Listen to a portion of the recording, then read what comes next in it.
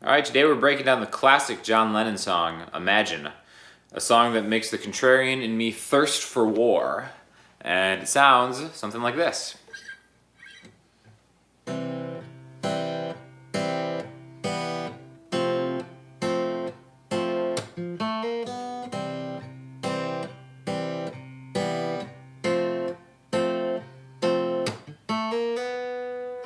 And we're actually going to break down the other parts too, but I just want to start with that first kind of lick, I guess. And this is really a piano song that we're just kind of transposing to guitar, but it's a super easy song, and it's going to be a good lesson in leading tones or voice leading, okay? And it all starts out with just a regular C major chord. I'm playing it finger style, just kind of getting like the center 4 strings. And then opening up the B string on that C chord, right? So I'm going from a C, 1 and 2 and 3 and C major 7 to an F. And then this riff kind of thing right there, okay? Now again, you might be more used to hearing it on a piano, but all the same principles apply. So we've got a C, we're using that B to get to an F. Okay, so right there, that's going to be our first example of what people call like voice leading. And really, so a C is a C, an E, and a G. Once we take your pointer finger off, you're adding a B to that chord, and then going to an F. And the reason that works so well is because an F chord is an F, an A, and a C. So an A is a note that we haven't introduced yet into the song. C, E, and G, C, E, G, B, F, A, C. So really kind of within these chords we're getting a walk down through the scale. C, B, A.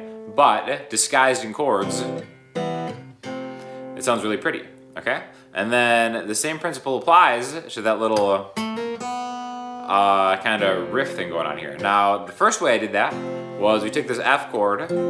And again, this is just, it's like an F bar chord, but it's just 3A, 3D, 2G, and 1B.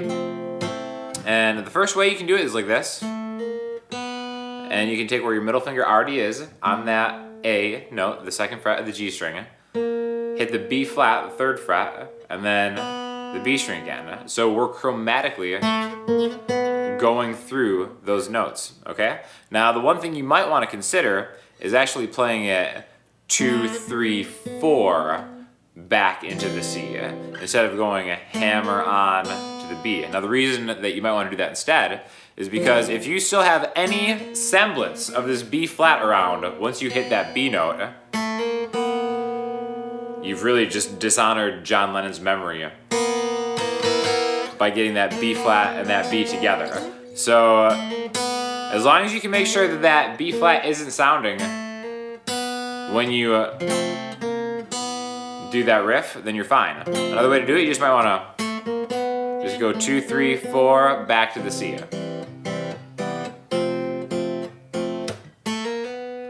Right? Either way, however you want to do it, same thing. Now, the next place that goes is an F major to an A minor to a D minor to an F, and then this G part. And another kind of vocal run that we're going to talk about. And it's all kind of the same principles here for this G. Again, so the F, A minor, D, F, G. That guy right there. So all this is a G chord, 3, E, 2, A, open D, open G, open B. I'm not worried about the highest string, I'm not worried about the high E string, but I'm going to walk through the B string with the notes in the scale. B, C, D, okay? On top of a G chord. And now what that does is it leads us into the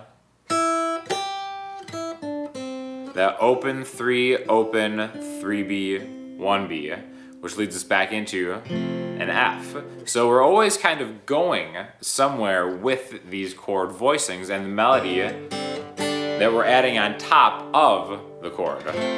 Alright, so by the time we get back to, I guess, the chorus of the song, C, G, or F, G, C, E7.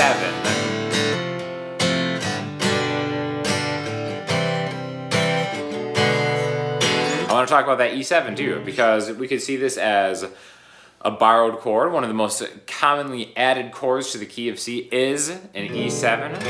And the reason that it works in this is as follows. So again, the chorus of the song is just F to G to C to E7. Another way you could play that is a F to G to C, C major 7, E major, E7. And again, that by itself would be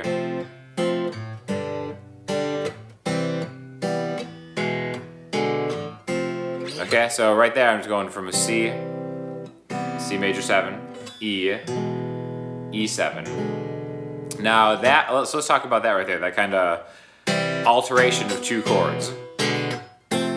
We've got a C, again like we said before, it's a C and E, a G. We're gonna add a B to it. Now why might we wanna add a B if we're going to E major? Because E major has a B note in it, okay? It's an E, a B, another E, a G sharp, another B, and another E. So by taking the C major, adding that B to it, is a C, a E, a G, a B. So it already has an E and a B in it, so it kind of is a natural progression to go from C major 7. It doesn't sound that out of key because they share those tones. And then once we open it up, right there by adding that D, we're even walking it in a different way back to where we started with that F, right?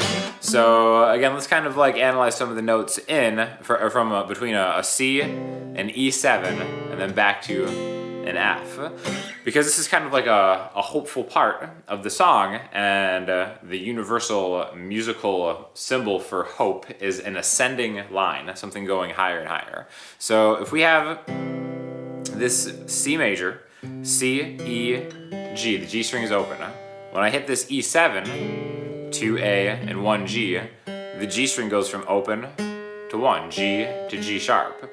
By the time we get to the F sharp again, it goes to an A. So really what's happening melodically within these chords is an ascending line from a G, G sharp, A, C, E7, F.